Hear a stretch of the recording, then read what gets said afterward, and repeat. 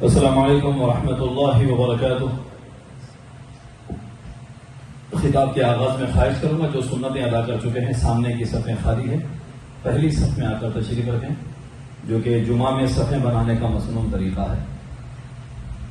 الحمدللہ الحمدللہ وکفا وسلام علی عباده الذین اصطفى خصوصا على سید المرسلین خاتم الانبیاء وعلى كمل اتباعه من الصديقين والصالحين والشهداء، اما بعد فاعوذ بالله من الشيطان الرجيم، بسم الله الرحمن الرحيم، قال الله عز وجل في كلامه المبين، يا ايها الذين امنوا اتقوا الله حق تقاته ولا تموتن الا وانتم مسلمون، وقال وسارعوا إلى مغفرة من ربكم وجنة عرضها السماوات والأرض أعدت للمتقين، صدق الله العظيم۔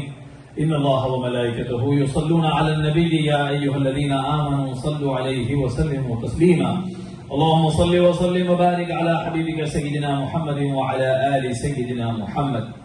اللہ رب العزت کا شکر ہے کہ جس نے عید المؤمنین جمعہ کے موقع پر اپنے گھر اپنی عبادت کے لیے آپ کو اور ہم سب کو جمع فرمایا۔ اللہ پاک ہماری حاضری قبول فرمائے۔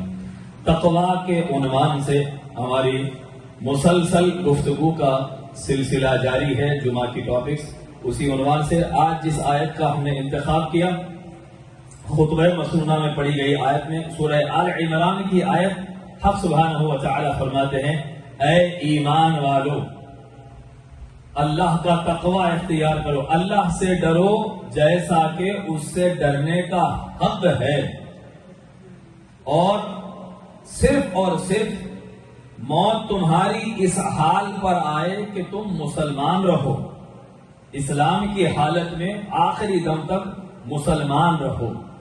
تو حق سبحانہ و تعالی کا خطاب اہل ایمان سے ہے، دیکھیں ایمان کے ساتھ تقوی اس قدر لازم ہے کہ مومنوں کو تقوی میں ترقی کے لیے اللہ رب العزت حکم فرما رہے ہیں، اے لوگوں اللہ سے ڈرو جیسا کہ ڈرنے کا حق ہے۔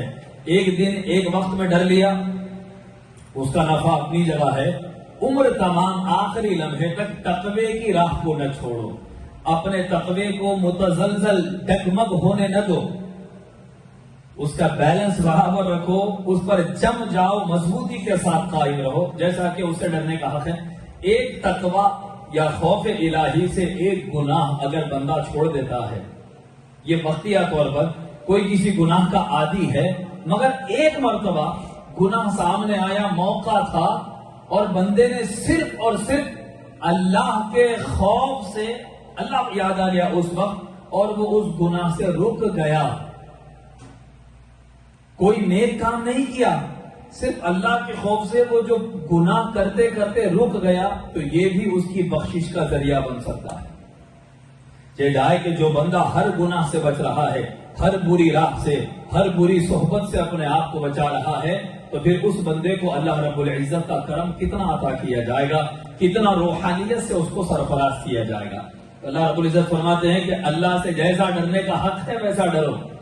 لوگوں کے سامنے تقوی کی باتیں کرنا بڑا آسان ہے، سود کے بارے میں، بینک انٹرسٹ کے بارے میں بات ہو رہی، میٹنگ میں 4 لوگوں کے بیچ میں بیٹھ کے ذبیحہ حلال، ہینڈ کٹ، مشین کٹ پر گفتگو اچھی ہو رہی ہے، متقین کی گفتگو، تنہائی میں جانے کے بعد جو جی میں آئے کہہ رہا ہے، یہ تقوی نہ یہ تقوی ہے نہ تقوی کا حق ہے۔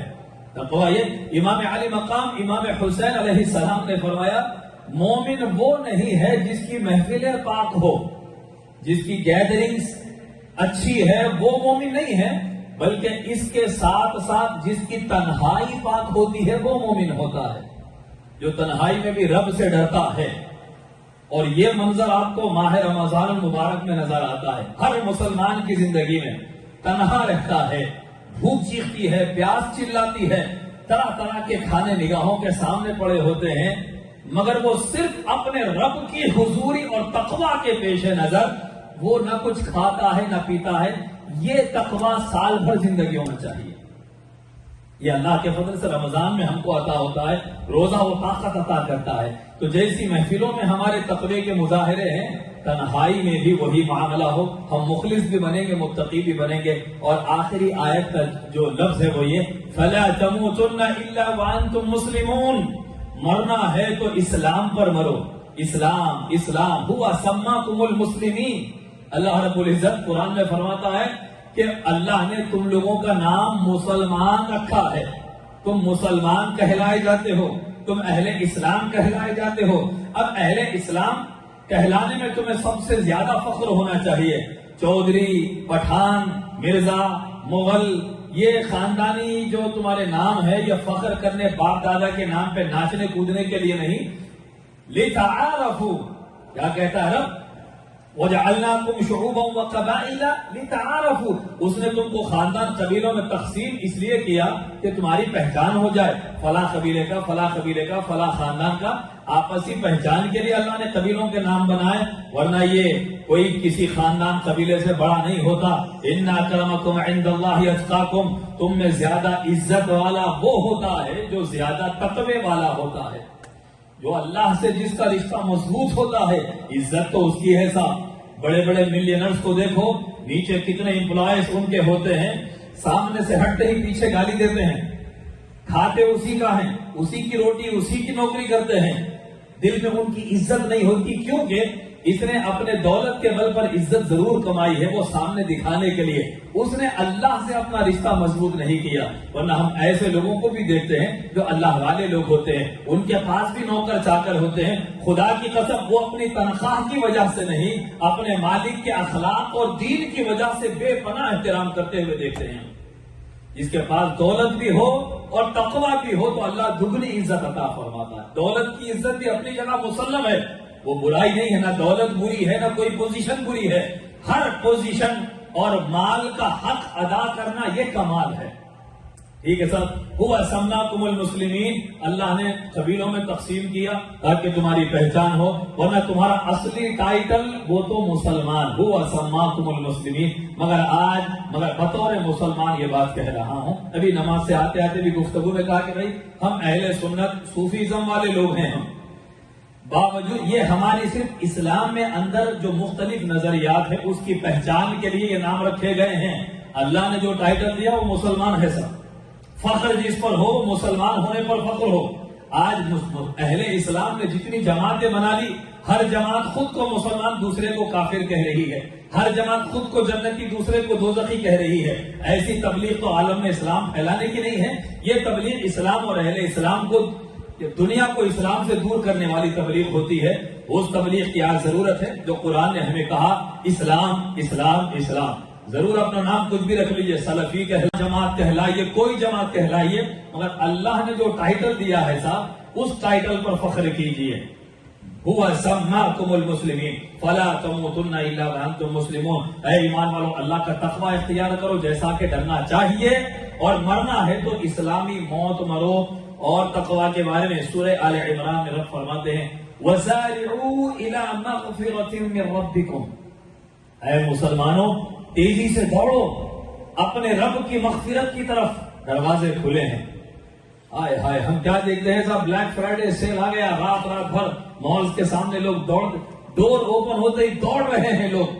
یہ دوڑ کچھ نہیں، اس سے زیادہ تیزی سے مغفرت کے لیے دوڑو۔ ابھی جنت کے دروازے کھلے ہیں، توبہ کے دروازے کھلے ہیں، رب کی مغفرت کے دروازے کھلے ہیں۔ بندے تو نے کسی کا کیا کہتے ہیں، تو نے نمازیں ترک کی، تو نے بد اخلاقیوں کے مظاہرے کیے، تو نے زندگی غفلت میں گزاری ہے، تو نے آج تک توبہ نہیں کی، آج بھی رب کی طرف سے ارشاد ہے سارعوا الی مغفرہ، آؤ ابھی بھی آ سکتے ہو، مغفرت کے دروازے کھلے ہیں، آؤ الی مغفرۃ من ربکم وجنہ، اور جنت کی طرف دوڑو۔ عرضها السماوات والارض، جس کی وسعت، جس جنت کی زمینوں آسمانوں کی بھی زیادہ وسعت ہے، یعنی زمین آسمان سب کچھ جنت میں آ سکتی ہیں، اتنی وسیع اور اتنی ہیوج ہے وہ جنت۔ اعدت للمتقین، جنت کس کے لیے تیار کی گئی صاحب؟ متقین کے لیے، اللہ سے ڈرنے والوں کے لیے۔ بے خوفی سے پینے والا، بے خوفی سے رقص کرنے والا، پیسے اڑا رہا ہے بے خوفی سے، حرام کے کہاں سے کمایا، کون مجھے پوچھنے والا ہے؟ یہ کون ہے صاحب؟ جو تکبر کی زندگی گزارے گا قیامت میں حکمران، اور جو تکبر کرنے والے ہوں گے وہ چیونٹیوں کی شکل میں اٹھائے جائیں گے، لوگوں کے پیروں کے نیچے ان کی حیثیت اتنی ہی ہوگی، وہ ہمیشہ کی زندگی میں اتنے ذلیل ہوں گے۔ تقوی والے لوگ دنیا میں ڈرتے ہیں، لوگ ان کا مذاق اڑاتے ہیں۔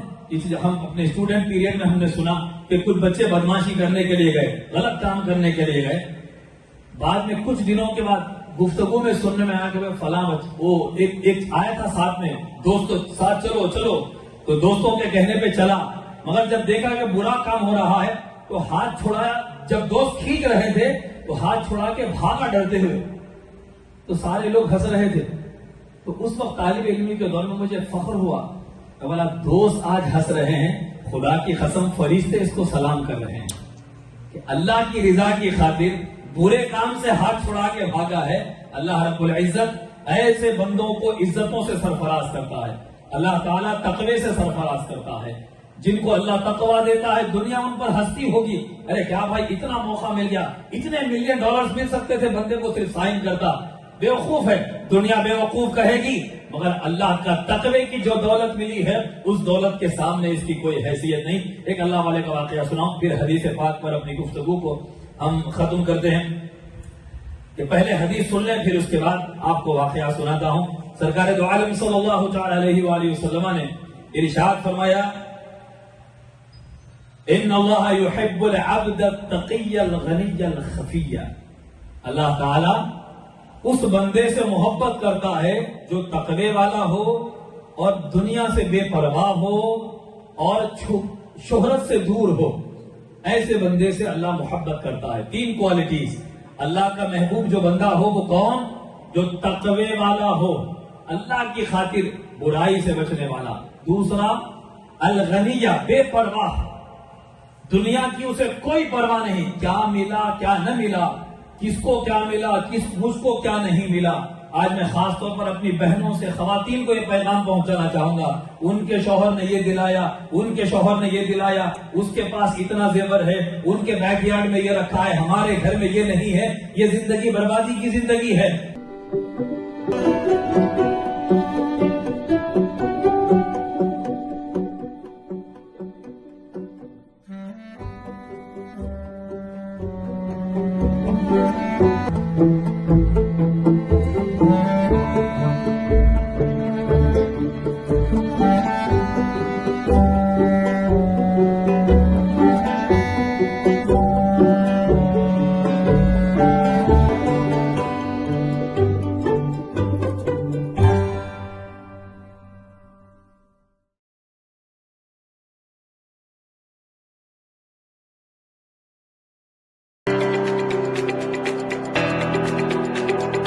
Help Sehan Vital Fusion, a 501c3, promoting sports, entertainment, health, arts and nutrition in the underserved youth of Pakistan. www.sehanvitalfusion.org. Donate by Zelle. دنیا کی کوئی خواتین نہیں، اے میری بہنوں، تمہارا آئیڈیل وہ خواتین ہیں جن کو جنت کا سردار اللہ نے بنایا، جن کے گھر میں 10 سال تک ایک بچھونے پر جنہوں نے شکر کے ساتھ زندگی گزاری، جن کو دنیا سیدہ فاطمہ کہتی ہے، نبی کی بیٹی ہے، نبی چاہتے تو دولتوں کے انبار لگا دے سکتے تھے۔ اسلامک اسٹیٹ کہاں تک 12 لاکھ مربع میل تک پہنچ چکا تھا حضور کے زمانے میں، باوجود اس کے اپنی اہل بیت کے پاس نبی نے دولت نہیں جمع فرمائی، بلکہ ان کو کہا کہ اصلی دولت وہ ہے، دنیا میں جتنا دنیا کو دور کرو گے اللہ اتنی زیادہ وہاں خزانے عطا فرمانے والا ہے۔ ترک دنیا سے بے پرواہ رہنے والا اللہ اس کو پسند کرتا ہے۔ تو اس کے پاس برانڈ ہے، میرے پاس برانڈ نہیں ہے، اس کے پاس وہ گاڑی ہے، میرے پاس نہیں ہے، دنیا سے بے پرواہ ہو جانا، غنی ہو جانا، بے پرواہ اللہ پسند کرتا۔ اللہ پسند کرنے کا مطلب کیا ہے؟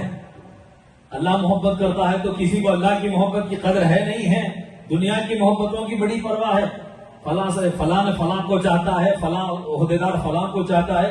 اللہ جب کسی کو چاہتا نا تو سارے عالموں کی مخلوق اس کو چاہنے لگ جاتی، وہ جدھر جاتا فرشتے سلام کرتے، وہ بے برکت کام میں ہاتھ ڈالا تو برکت آ جاتی ہے اس کام میں، وہ ایسا ہاتھ اٹھاتا لوگوں کی تقدیریں بدل جاتی ہے۔ اللہ جب کسی سے محبت کرتا ہے وہ سب کا باس بن جاتا ہے۔ اللہ کے محبوب بننا سب سے بڑے کمال کی بات ہے، تقوی سے، دنیا سے بے غنی ہونے سے، اور تیسرا شہرت سے دور، الخفیہ، شہرت سے دور بندے اسٹیج پر بٹھاؤ یا پیچھے چپلوں کے پاس بٹھاؤ، اسے کوئی پرواہ نہ ہو، بلکہ لوگ جہاں وہ بیٹھے لوگ اسے پہچانتے نہیں ہیں۔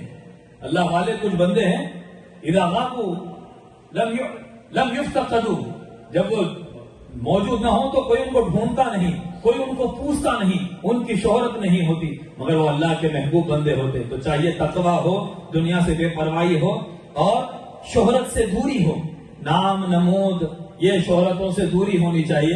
اکثر میں بچپن میں دیکھا تھا کسی کو رخا لے جا کے دیے، ہمارے کزن کے ساتھ جا کے ان کے سسرال میں دیا تو بلا کے آنٹی کو ادھر آؤ، حاجی نے لکھے نہ رخے پہ، الحاج بول کے نام لکھنا ان کا۔ تو نام کے ساتھ بڑے ٹائٹلز ہم کو چاہیے، القابات چاہیے، یہ اللہ کے پاس دیکھے نہیں جاتے صاحب، اللہ کے پاس تقویٰ دیکھا جاتا ہے۔ سبحان اللہ، اللہ رب العزت کہنے والوں اور سننے والوں کو تقوی کی دولت سے سرفراز کرے۔ وہ واقعہ غالباً بلخ کا ایک نوجوان کا واقعہ ہے، دیندار نوجوان تھا، کسی اسٹور پہ کام کرنے والا بازار میں، تو ایک وہاں کے علاقے کا جو حکمران تھا، بادشاہ تھا، اس کی بیٹی یا اس کے گھر سے کوئی آئے خریداری کرے اور بولے کہ سامان تمہارے نوکر کے ساتھ بھیجو۔ بڑا خوبصورت نوجوان تھا، اس کے ساتھ برائی کی نگاہ اس پر ڈال کے اس کو بلوا لیا محل میں اپنے۔ جب وہ سامان لے کر محل میں پہنچا، غالباً بلخ کا واقعہ ہے، تو اس امیر زادی نے سارے دروازے بند کرائے اور اس نوجوان کو گناہ پر مائل کیا۔ اس نے کہا اللہ کی پناہ ہے، یہ حرام ہے، میں اللہ سے ڈرتا ہوں، مجھے جانے دو۔ دروازے بھاگ رہا ہے، لیکن اگر تو باہر گیا تو تجھے جھوٹے کیس میں پھنسا دوں گی، کہوں گی کہ تو دست درازی کر رہا تھا، اب تیرے پاس گناہ کرنے کے سوا کوئی چارہ نہیں، ایک ہی آپشن ہے۔ اس اللہ کے نیک بندے نے کہا ایک کام کر، مجھے بیت الخلا جانے دے، میں ضرورت سے فارغ ہوتا ہوں۔ وہ بیت الخلا گیا، جب بیت الخلا سے باہر آیا تو پورے جسم پر غلاظت مل کے آیا، گندگی پورے بدن پر لگا لیا۔ وہ دیکھتے تھے چیز یہ کیا کر گیا، گناہ کرنا تھا، کر گناہ، گندگی لگا لیا۔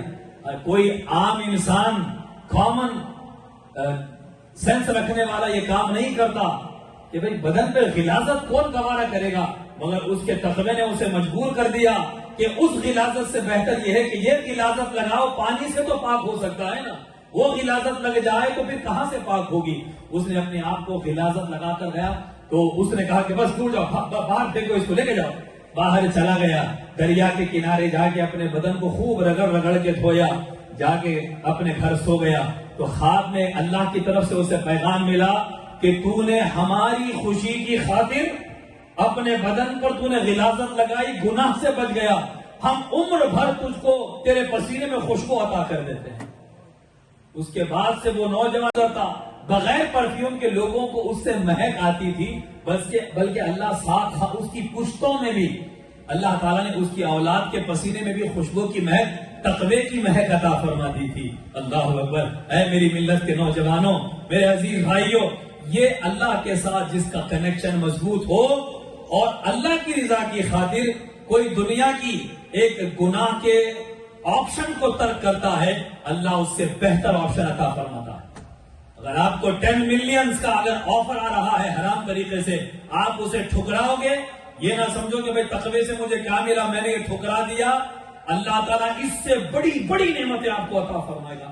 ہو سکتا ہے اس سے آپ ایک بزنس شروع کر کے بینک کرپسی میں کچھ سالوں میں مبتلا ہو سکتے ہو، نقصان اٹھاؤ گے، حساب میں بھی پھنسو گے، حرام میں بھی مبتلا ہوگے، مگر اللہ پر جب توکل کریں گے، اللہ تعالیٰ ایسے ڈورز اوپن کرتا ہے، سبحان اللہ، یہاں بھی عزتیں اور وہاں بھی عزتیں ہوتی ہے۔ مالک آپ کو اور مجھ کو عمل کی توفیق عطا فرمائے۔ وآخر دعوانا الحمدللہ رب العالمین، والسلام علیکم ورحمۃ اللہ وبرکاتہ۔